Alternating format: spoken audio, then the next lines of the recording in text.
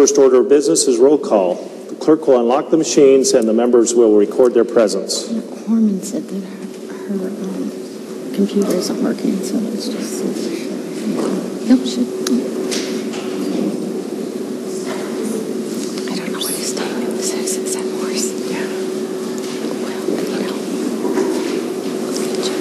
Well, Has every member recorded their presence? Representative Henderson is here. Welcome back, sir.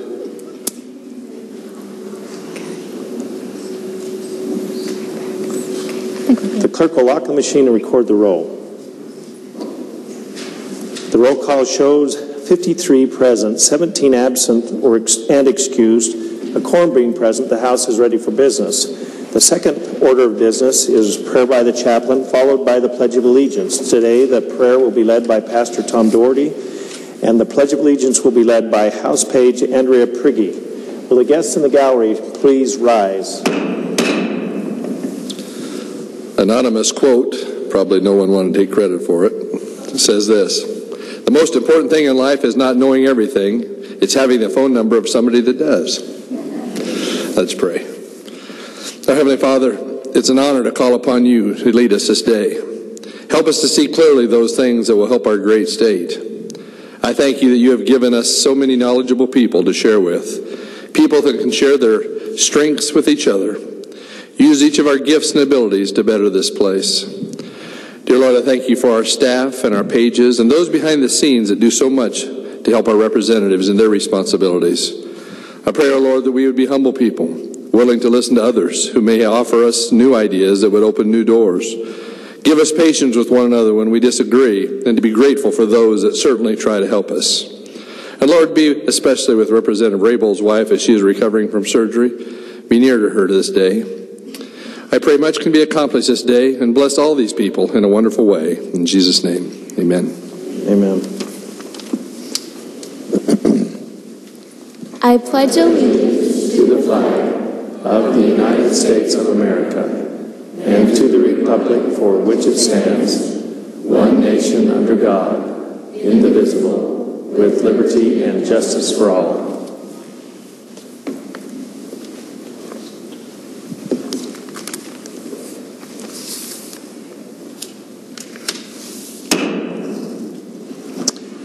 The House will now advance to the third order of business, approval of the Journal. The House is at the third order.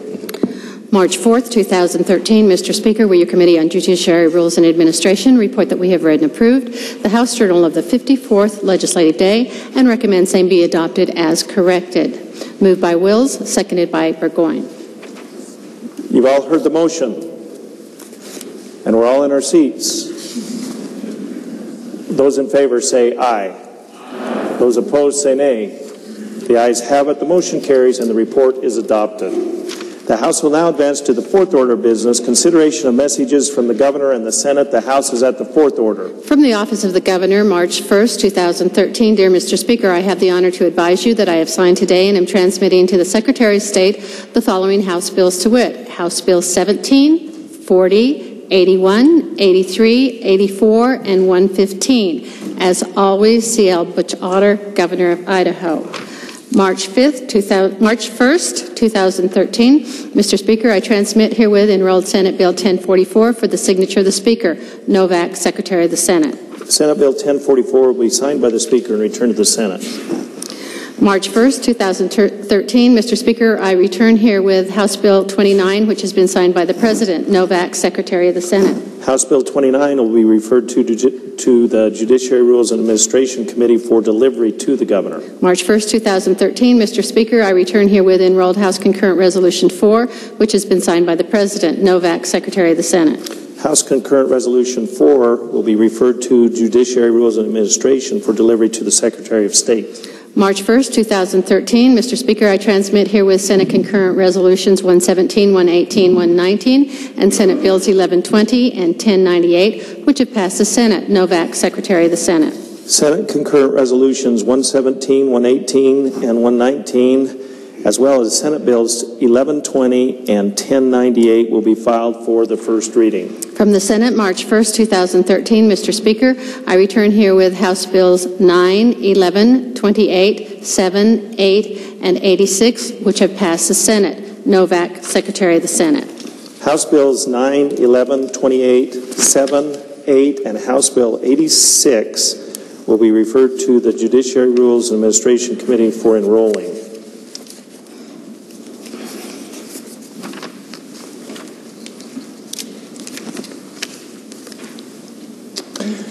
The House will now advance to the fifth order of business, report of standing committees. The House is at the fifth order. March 4th, 2013. Mr. Speaker, will your Committee on Judiciary Rules and Administration report that we have printed House Concurrent Resolution 15 and House Bill 241, Will's Chairman. House Concurrent Resolution 15 will be referred to the Health and Welfare Committee. House Bill 241 will be referred to the Judiciary Rules and Administration Committee. March 4th, 2013. Mr. Speaker, will your Committee on Judiciary Rules and Administration report that we have enrolled House Concurrent Resolution 3 and House Bills 122, 123, 48, 49, 166, 174, 180, 82, 42, 47, 50, and 89. Will's Chairman. House Concurrent Resolution 3, House Bills 122, 123, 48, 49, 166, 174, 180, 82, 42, 47, 50, and House Bill 89 will be signed by the Speaker and sent to the Senate for the signature of the Senate President. March 1st, 2013. Mr. Speaker, will your Committee on Education report that we have had under consideration House Bills 224, 225, 226, and Senate Bill 1092, and recommend that they do pass. DeMordaunt, Chairman. House Bills 224, 225, and 226, and Senate Bill 1092 will be filed for second reading. March 1st, 2013. Mr. Speaker, will your Committee on State Affairs report that we have had under consideration House Bills 219, 229, and Senate Concurrent Resolution 104, and recommend that they do pass. Lurcher, Chairman. House Bills 219, 229, and Senate Concurrent Resolution 104 will be filed for the second reading.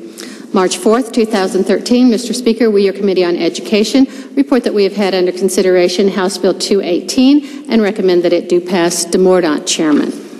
House Bill 218 will be filed for the second reading. Without objection, the House will now advance to the seventh order of business, motions, memorials, and resolutions. The House is at the seventh order. Good gentleman from District 24. Thank you, Mr. Speaker. Point of personal privilege. The gentleman has the floor. Thank you, Mr. Speaker. I'd like to introduce my family. It's in the gallery this morning. My wife, Linda, my daughter, Tara, and my three granddaughters, Mackenzie, Nicole, and Brissa. Thank you, Mr. Speaker. Welcome to the House. House is at the seventh order. In the House of Representatives, House Concurrent Resolution Number 16 by Education Committee, a concurrent resolution stating legislative findings and declaring support for an Invent Idaho Day to acknowledge and celebrate this creative student work and to invite a display of such projects at the Capitol Rotunda after each state competition. House Concurrent Resolution Number 17 by Health and Welfare Committee, a concurrent resolution stating the findings of the legislature, rejecting a certain rule of the Department of Health and Welfare relating to alcohol and substance use disorders treatment and recovery support services and facilities and programs, and providing an effective date. House Concurrent Resolution 16 and House Concurrent Resolution 17 will be referred to Judiciary Rules and Administration for printing. In the House of Representatives, Senate Concurrent Resolution Number 117 by State Affairs Committee, a concurrent resolution stating findings of the legislature and rejecting a certain rule of the Idaho Public Utilities Commission relating to the telephone customer relations rules. Senate Concurrent Resolution Number 118 by State Affairs Committee, a concurrent resolution stating findings of the legislature and rejecting certain rules of the Department of Administration relating to rules governing the use of exterior of state property in the Capitol Mall and other state facilities. Senate Concurrent Resolution Number 119 by State Affairs Committee, a concurrent resolution stating findings of the legislature and rejecting certain rules of the Department of Administration relating to rules governing use of Idaho State Capitol exterior. Senate Concurrent Resolutions 117, 118, and 119 will be referred to the State Affairs Committee. The House will now advance to the 8th order of business, first reading, introductions, first reading, and reference of bills and joint resolutions. The House is at the 8th order. Good gentleman from District 34. Mr. Speaker, I'd like to have a point of personal privilege. The gentleman has the floor. I'd like to recognize my wife, Eileen, in the gallery today, and always thank her for being here and being supportive. The House is at the 8th order.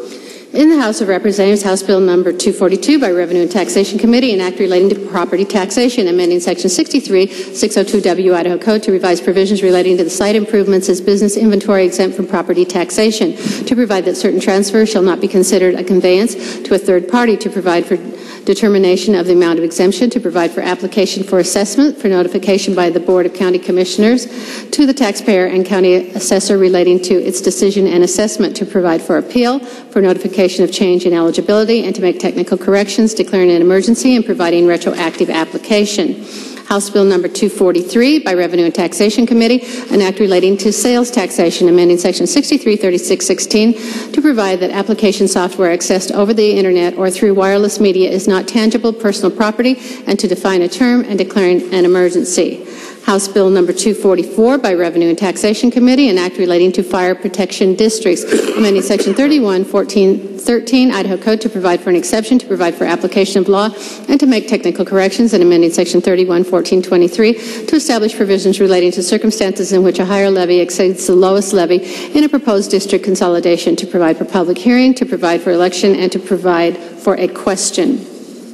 House Bill Number 245 by State Affairs Committee, an act relating to the State Athletic Commission, amending Section 54406 Idaho Code to revise provisions relating to duties of the Athletic Commission and to provide for the recovery of certain costs and fees, amending Section 54411 to revise provisions relating to the payment of an initial event tax, to revise provisions relating to additional event tax, to establish provisions relating to the issuance of tickets, and to establish provisions relating to the suspension of operations and declaring an emergency. House Bill Number 246 by State Affairs Committee, an act relating to development impact fees, amending Section 678212 Idaho Code to clarify the appeals process and to make technical corrections. House Bill Number 247 by Resources and Conservation Committee, an act relating to the Comprehensive State Water Plan, ratifying and approving the Comprehensive State Water Plan with amendments, amending Policy 11 relating to aquifer recharge, to revise discussions provisions, to revise implementation strategies, and to revise milestones, amending Policy 1K relating to comprehensive aquifer management plans, to revise the policy statement, discussion provisions, implementation strategies, amending Policy 2B relating to federally listed and other aquatic species, to revise discussion provisions, to revise implementation strategies, and to revise milestones, amending Policy 2C relating to minimum stream flows, to revise discussion provisions, to revise implementation and strategies, to revise milestones, amending Policy 2D relating to state protected river stream, to revise discussion provisions, to revise implementation strategies, milestones, amending Section 2E relating to habitat and waterlands, and to remove all provisions in Policy 2E, amending Policy 2F relating to stream channel rehabilitation, to revise the policy statement, discussion provisions, implementation strategies, and milestones, amending Policy 2G relating to safety measures program, to revise the policy statement, to revise discussion provisions, and to revise implementation strategies, amending Policy 3D relating to funding program, to revise implementation strategies, amending Policy 3E relating to water resource planning program, to revise milestones, amending Policy 3G relating to climate variability, and to remove all provisions in Policy 3G, amending Policy 4E relating to Snake River Basin new storage, to revise discussion program provisions relating, amending Policy 6A relating to conservation plans in the Salmon Clearwater River Basins, to revise the policy statement, discussion provisions, implementation strategies, and to revise milestones, amending Policy 6B relating to in-stream flow program and the Salmon Clearwater River Basins, to revise the policy title to provide for minimum stream flow water rights and other innovative measures to address aquatic species concerns in the Salmon Clearwater River Basins, to revise the policy statement, discussion provisions, to revise implementation strategies and milestones, to provide that all the state agencies shall exercise their duties in a manner consistent with the Comprehensive State Water Plan as amended, and declaring an emergency. House Bill Number 248 by Health and Welfare Committee, an act relating to the Health Insurance Exchange, amending Title 41 Idaho Code by the addition of a new Chapter 61, Title 41, to provide a short title to state legislative purpose and intent, to define terms, to establish the exchange and the board, to provide for powers of authority in the exchange, to provide for reporting, to authorize reliance by the exchange on other agencies, to provide that the exchange shall not preempt the duties of the Department of Insurance, to provide that the preference for Idaho contractors and health insurance exchange, to provide severability and declaring an emergency. House Bill number 249 by Revenue and Taxation Committee, an act relating to property taxation, amending Section 63201 Idaho Code to revise the definitions of fixtures, personal property, and real property, and to make technical corrections, declaring an emergency, and providing retroactive application. House Bill number 250 by Revenue and Taxation Committee, an act relating to sales tax exemptions, amending Chapter 36, Title 63 Idaho Code by the addition of new Section 63, 3622 WW to provide that sales by Girl Scouts of America cookies for human consumption shall be exempt from specified taxing provisions. House Bills 242, 243, 244, 245, 246, 247, 248, 249, and House Bill 250 will all be referred to Judiciary Rules Administration for printing.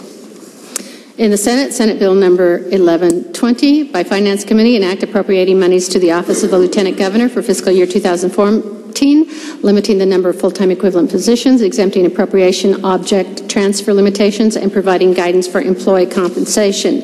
Senate Bill number 1098 by Education Committee, an act relating to education, amending Section 33, 1272 Idaho Code to revise the definition, to make technical corrections, amending Chapter 12, Title 33 by the addition of new Section 33, 1273A to establish provisions relating to negotiations in open session, to establish that certain documentation shall be subject to certain disclosure laws, and to provide for notice and declaring an emergency.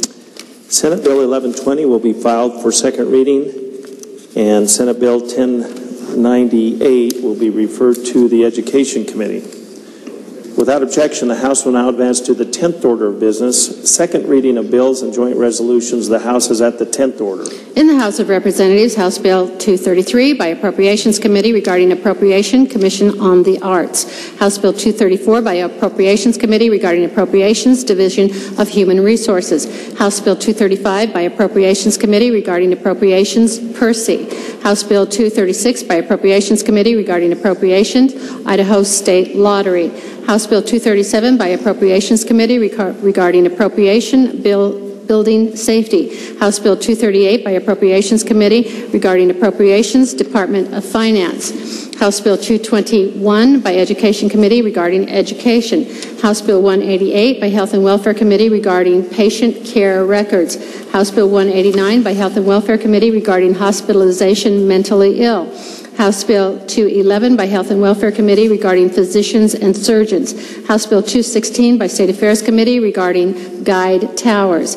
House Bill 217 by State Affairs Committee regarding motor vehicles. Senate Bill 1007 by Transportation Committee regarding motor vehicle registration. Senate Bill 1008 by Transportation Committee regarding motor vehicle salvage certificates. Senate Bill 1024 by Agricultural Affairs Committee regarding Sheep and Goat Health Board. House Bills 233, 234, 235, 236, 237, 238, 221, 188, 189, 211, 216, 217, Senate Bills 1007, 1008, and Senate Bill 1024 will all be filed for the third reading. The House will now advance to the 11th order of business, third reading of bills and joint resolutions. The House is at the 11th order. The House will have under consideration House Bill 147. Good gentleman from District 16. Mr. Speaker, I ask unanimous consent to dispense with further reading of House Bill 147. You've all heard the unanimous consent request. Is there an objection? Hearing none, the good gentleman has the floor. Mr. Speaker, I also ask for unanimous consent to refer to other legislation so as to better explain this bill. Is there an objection? Hearing none, the gentleman may refer. Thank you, Mr. Speaker.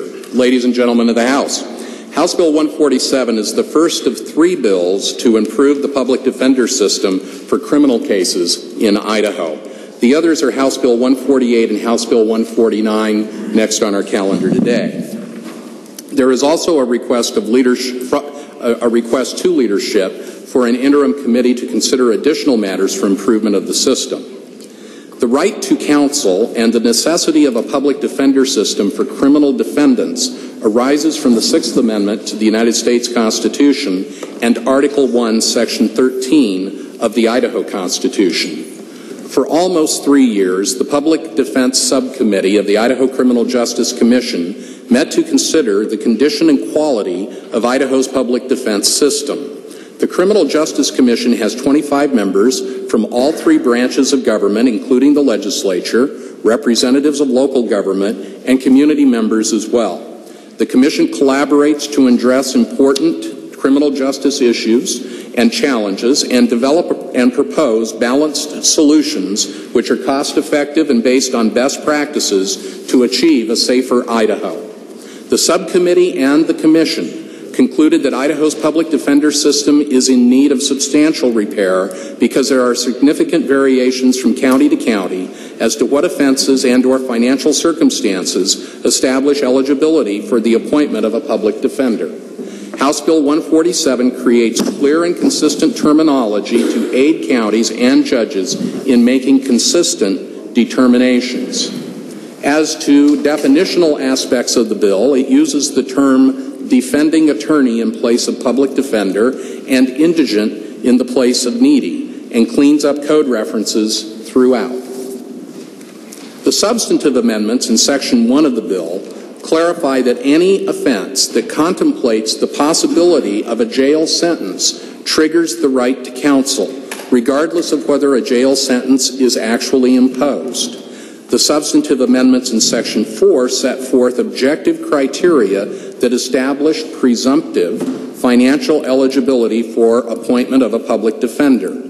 These criteria are being at 187% of poverty level, which for a single person is $20,887.90 a year, or receiving public assistance or being currently incarcerated.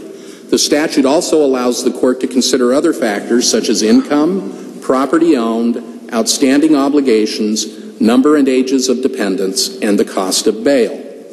Prior to the session today, I received a question from one of our members regarding the 187% of poverty level and why that is in the statute. I don't know for sure. It didn't come up in committee. However, I note that no single factor is determinative. The court can take into account a person's income, and whether it reaches 187% of poverty or not, they're not required simply to grant counsel. They take into account all of the factors and make a determination based on all of the factors, and the court has the discretion to decide that some of those factors really aren't indicative that the person needs a public defender. In order to protect the defendant's Fifth Amendment right against self-incrimination, information provided to the court to establish eligibility for a public defender cannot be used against the defendant to prove guilt in the underlying criminal case. The amendments would also allow the court to order reimbursement of public defender costs if the defendant is convicted. Additionally, all attorneys providing public defender services, including private contractors and court-appointed attorneys, will be required to file annual reports. As to the fiscal note, the bill has no impact on the general fund. This is funded at the county level. The counties together currently spend more than $16 million annually on indigent defense. Although somewhat difficult to determine, the effect on the counties of greater uniformity and predictability in appointing public defenders, the counties themselves believe that their costs will remain approximately the same. I'd be glad to stand for any questions. Is there further debate? Hearing none, the debate is closed. The question is, shall House Bill 147 pass the House? The clerk will unlock the machine and the members will cast their votes.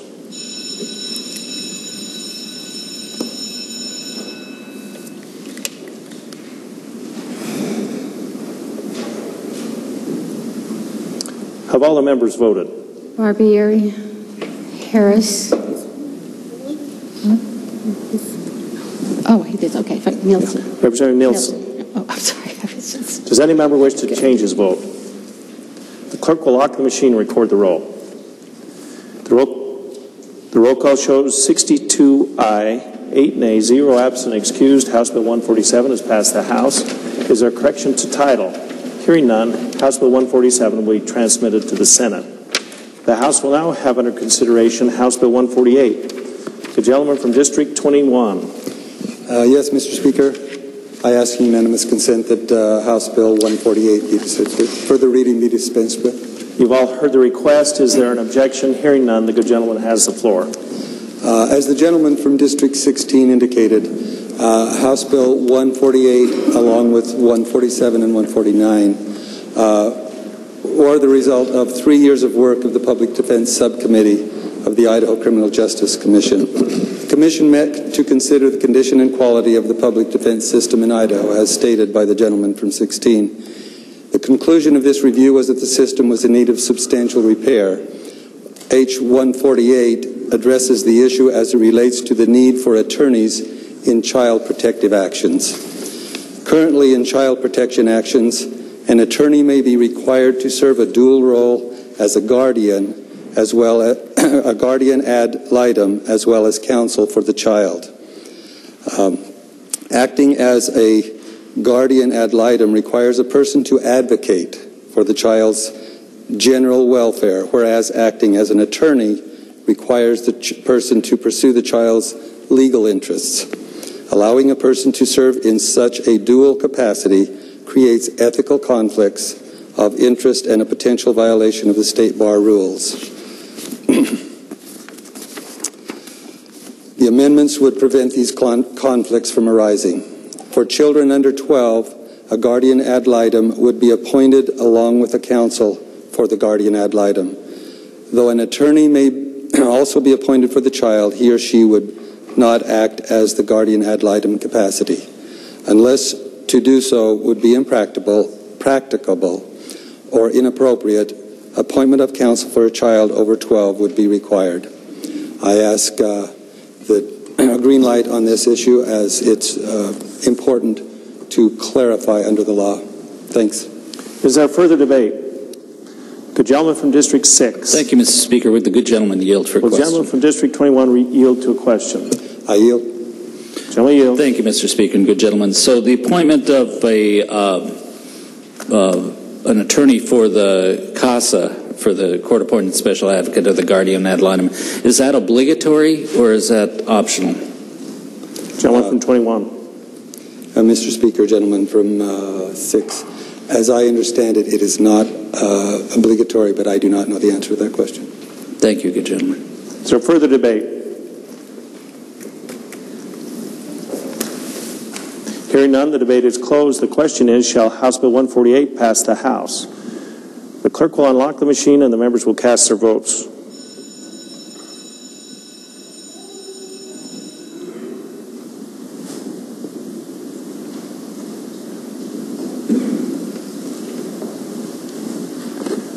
Have all the members voted? Does any member wish to change his vote? The clerk will lock the machine and record the roll. The roll call shows 69 ayes, 0 nay, 1 absent, excused. House Bill 148 has passed the House.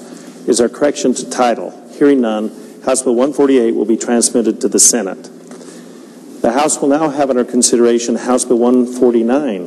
Mr. Speaker, I ask unanimous consent to dispense with further reading of House Bill 149. You've all heard the unanimous consent request. Is there an objection? Hearing none, the good lady from District 4 is recognized to open the debate. Thank you, Mr. Speaker. The purpose of the legislation is to clarify the circumstances in which juveniles are appointed counsel and to limit the circumstances in which juveniles may waive their rights. And this is the third bill of the 3 we've been talking about this morning. Now, children, as this bill addresses, have a constitutional right to counsel in juvenile correction proceedings. The amendments here clarify the circumstances in which juveniles are appointed counsel and seek to conform their rights to counsel to that of adults. And you'll see that in Section 2, page 2, lines 17 through 41. Unlike an adult, however, a child's choice to represent himself or herself may be restricted, and that's addressed in Section 2, page 3, lines 10 through 38. Now, the amendments would prohibit juveniles from waiving their rights to the assistance of counsel in the proceedings in certain cases, that is, felonies, sex crimes, etc. You'll see that all on page 2, line 3, Section 2, page 3, lines 24 through 38.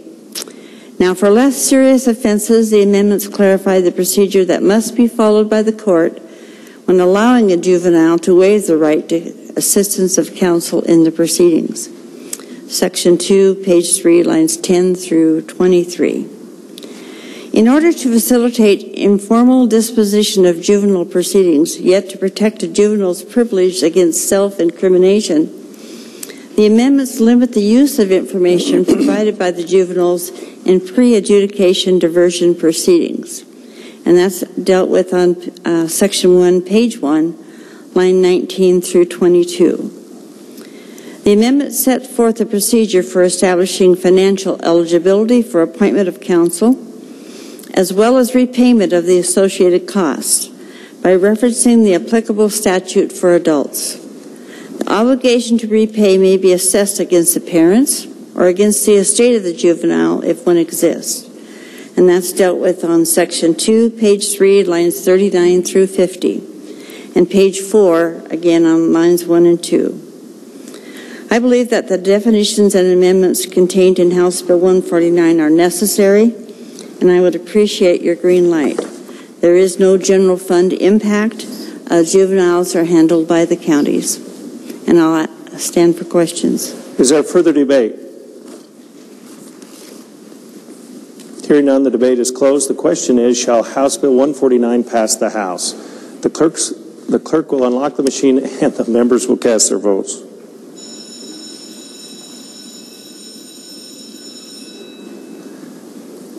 Have all the members voted? Representative Bateman. Representative Morse, Wood 27.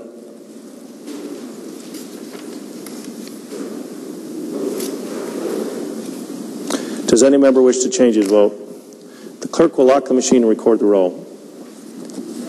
The roll call shows 70 ayes, 0 nays, 0 absent or excused. House Bill 149 is passed. The House is our correction to title. Hearing none, House Bill 149 will be transmitted to the Senate. The House will now have under consideration House Bill 157. The gentleman from District 22. Mr. Speaker, I ask unanimous consent to cease with further reading of House Bill 157. You've all heard the unanimous consent request. Is there an objection? Hearing none, the good gentleman has the floor. Thank you, Mr. Speaker, and good ladies and gentlemen. This legislation provides for sales and use tax exemption affecting donations to, sales to, and purchases by homeless shelters that are private nonprofit organizations that are tax exempt pursuant to Section 501c3 of the Internal Revenue Code, and that provides temporary shelter or food to the economically disadvantaged. This exemption has a sunset clause that it will be in effect from July 1, 2013 to June 30, 2015.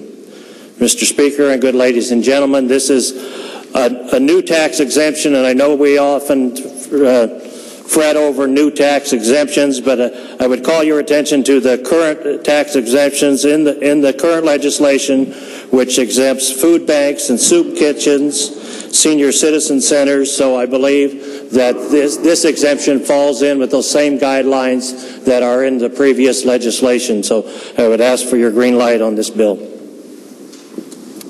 Is there further debate? Good lady from District 11. Thank you, Mr. Speaker, to declare Rule of 38. My husband sits on the board of the Boise Rescue Mission, and I intend to vote. Is there further debate? Hearing none, the debate is closed. The question is, shall House Bill 157 pass the House? The clerk will unlock the machine and the members will cast their votes.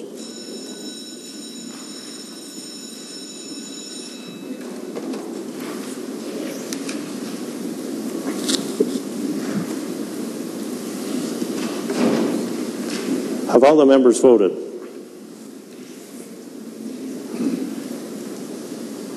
Does any member wish to change his vote? The clerk will lock the machine and record the roll. The roll call shows 68 aye, 2 nay. House Bill 157 has passed the House. Is there a correction to title? Hearing none, House Bill 157 will be transmitted to the Senate. The House will now have under consideration House Bill 181. The gentleman from District 24. Thank you, Mr. Speaker. I would ask unanimous consent to dispense with further reading of House Bill 181. You've all heard the unanimous consent request. Is there an objection? Hearing none, the gentleman has the floor. Thank you, Mr. Speaker. Good ladies and gentlemen of the House, House Bill 181 creates a need in the Capital Commission's endowment structure to create a capital maintenance reserve fund out of which expenditures can be made to maintain and repair the Capitol building as needs arise over a period of time. You may say, what? We just remodeled it at a cost of $120 million. Finished in 2010, came in on time and under budget. But as all buildings age, and this one is anticipated to last a good many decades for us, there is need from time to time to make significant repairs. The building, by the way, according to the best estimates we have, is worth approximately $275 million. And over a 50-year period of time, a 0.5% to a 1% set aside would allow for the maintenance and repair, things like roofs and occasional work that are necessary. It is anticipated that the proposed maintenance funds would rise to about $7 to $10 million. And that would be the money that would be used to make those kinds of repairs. Well, where would this money come from? The Capital Commission has a permanent endowment fund, which has about $24 million, and that money in turn is managed by the State Investment Permanent Fund Investment Board.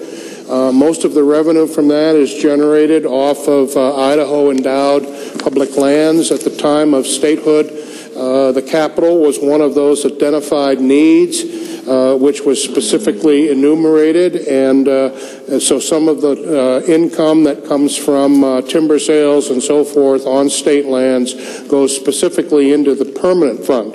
And what happens now is that we currently take money from time to time out of that fund and put it into what's referred to as an income fund, from which we pay relatively minor ongoing expenses. The remodeling project that took 2.5 years here and ended in January of 2010, just before we moved back in, that money did not come from the income fund. It came from transfers in the cigarette fund and other sources. So we have never had, and it was never anticipated, that the endowment fund would completely pay for the cost of replacing the building. Those of you who have really long memories will recall that back in the late 1980s, we almost lost this building. There was a fire in what is now the Attorney General's wing of the building, and if it had not been for Boise's finest, the building probably would have burned to the ground. It was a very significant event, and following that event, as that wing was repaired, we began to look at repair and ongoing work of the building, which had not really been worked on very much over the years. I was appointed in 1998 to serve on the Capital Commission, and still am on that commission and proud to be so. We looked at a master plan. We rolled it out around 2003. That recession basically put the plan on hold. The money was pulled back, and we had to wait until 2007 to actually get the project started. And it's, again, as I said, it completed in 2010. So in a way, we deftly sandwiched it between two recessions. Okay, so the work actually then occurred from 2007, and we moved back in 5 weeks early in 2010. Let me just look for briefly. There is no impact on the general fund by this proposal. Each year, the Endowment Fund Investment Board, which manages our permanent lands funds, would approve a specific amount transferred from the permanent endowment to the capital maintenance reserve. And over again, I said, estimated several period of time, we would build up about $7 to $10 million for purpose of doing things like roof repair and tuck pointing and occasional stonework that is necessary. The endowment fund handles permanent lands, other endowments in exactly this way, and in fact this secures us from ever having to touch the permanent endowment fund of $24 million that handles that it lays behind that. At the time, it's much better to pay this directly out of this kind of fund rather than out of the permanent endowment. So if there were an unanticipated need, such as a roof repair, that would be used, what would be used here. Let me answer a couple of maybe anticipated questions. How is the endowment fund for the capital endowment invested? It's invested just like other state funds, the public school permanent fund, the building fund. 70% is in equities, 30% in fixed income. As I said, we receive timber harvest income from about 7,000 acres of endowment land, and these were granted by the federal government at the time of statehood. What is the permanent fund expected to return? And over the long term, the goal is about 7% annually, or at least 5% after inflation. The endowment board makes the decision as to the amount to transfer, and we could set that, but it is recommended that would be different from what we do in other cases. We have that endowment board that makes those decisions based on current market conditions, and again, a very conservative approach. This money can only be spent for the maintenance of the capital. It will not be changed. There's no change in that restriction in any way. And this fund gives us, the legislature and the commission, significant funds, as I said, to work with in the event of a roof repair, tuck pointing, stonework, that kind of thing. And with that, Mr. Chairman, I would stand for questions and ask for your yes vote. Is there further debate? The gentleman from District 6. Thank you, Mr. Speaker. Would the good gentleman yield? Will the gentleman yield? Gentleman yields. Thank you, Mr. Speaker. Good gentleman, the appropriation then from the reserved for these repair works, is that done by the Capital Commission or by Appropriations Committee? That is, Mr. Speaker, gentleman from 6, that is required to go through the appropriations process. It would go through both the legislature, and it would be reviewed first and recommended by the Capital Commission, and then a recommendation would be made, but that would have to be signed off by JFAC and the legislature. Thank you, good gentleman. Mr. Speaker, to debate in favor of the bill. Gentleman has the floor. Thank you, Mr. Speaker. I think this is a good idea to build maintenance reserves. We know that many of our assets are deteriorating, and that we have not developed a way to collect the depreciation or the deterioration or pre-fund the maintenance activities. And so I think that this is generally good policy for any asset that's going to have maintenance that you want to protect. Gentleman from District 31. Mr. Speaker, I'm not sure this is a conflict. We're not paid on a percent, but I am a member of the Endowment Fund Investment Board, and so per Rule 38, I'd like to disclose that. The Speaker would remind the body that probably Rule 38 doesn't apply in that oversight board, but better to be safe than sorry. But not too safe. I mean, I think sometimes we tend to overlook that. Go ahead. Gentleman from District 15. Thank you, Mr. Speaker. Would the good gentleman from 24 yield to a question? The gentleman from District 24 yield to a question. Gentleman yields. The gentleman yields. Thank you, Mr. Speaker. Good gentleman. I like separating these accounts, but I have a question under Section 3, page 2. We have all of the interest earned on the Capital Commission Operating Fund. All of the interest is going into the operating fund rather than to the reserve fund or or endowment fund. I'm wondering why we've set it up that way rather than putting the interest into the reserve account. Gentleman from 24. Thank you, Mr. Speaker. Good gentleman. I was not in on the discussion of that before committee, but I believe the answer is that that's the traditional route through which interest is accumulated from fund. The interest-bearing portion of the fund is reported by the investment board as part of their regular reporting on both the income from the transfer of land, timber sales, as well as from investment returns. Good gentleman from District 15. Yes, thank you, Mr. Speaker. Good gentleman from 24. Could you at least help me understand a little bit more about the difference between the operating fund and the reserve fund? Gentleman from 24. Thank you, Mr. Speaker. Good gentleman. The reserve fund, which we are proposing to set up here, the maintenance reserve, would be used primarily for, again, major work, ongoing work, the ongoing operation, maintenance of the building, that kind of thing, continues out of the operating fund. And there we're only talking about several $100,000 a year total. The kind of projects we're looking at are the projects that might come along from time to time. In 20 years or 30 years, we would anticipate the need perhaps for major roof repair, dome work, tuck pointing on the stone, that kind of work, which can be pretty expensive. At the time in 2000, from about 2000 to 2003, the building was showing its age very, very much, and we attempted as a commission to work on some of these very visible issues, and that's where we realized that we really needed to take a total look at the building itself.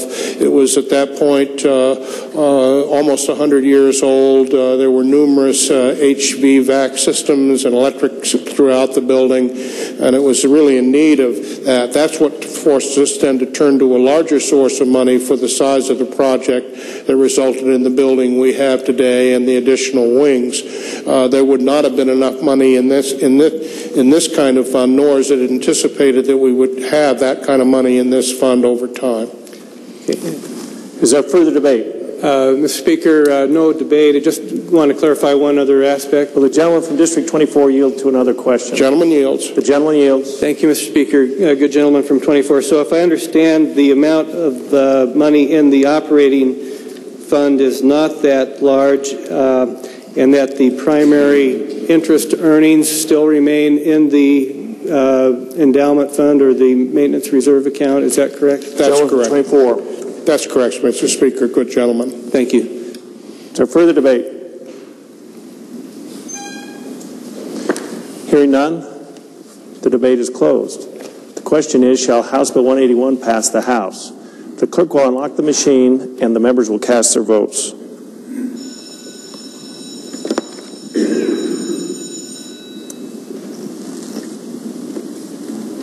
Have all the members voted? Does any member wish to change his vote? The clerk will lock the machine and record the roll. The roll call shows 70 aye, 0 nay. House Bill 181 has passed the House. Is there a correction to title? Hearing none, House Bill 181 will be transmitted to the Senate.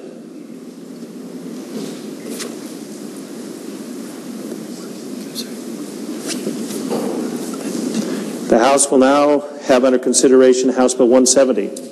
Good gentleman from District 12. Mr. Speaker, I would ask for unanimous consent to dispense with further reading of House Bill 170. You've all heard the request. Is there an objection? Hearing none, the good gentleman has the floor. Mr. Speaker and House members, this proposal amends Section 54-4105, Section 5 of the Idaho Code, to local highway jurisdictions to perform value estimates in the same manner as the Idaho Transportation Department. What this simply means is that in estimating market value for property that is subject to eminent domain, property owned, declared surplus, or non-complex appraisals that would normally be ordered in market values of less than $10,000 have the same opportunity for value as the Idaho Department of Transportation for local highway jurisdiction.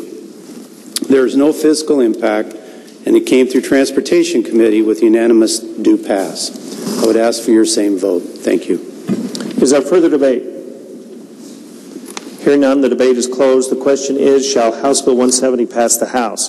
The clerk will unlock the machine and the members will cast their vote.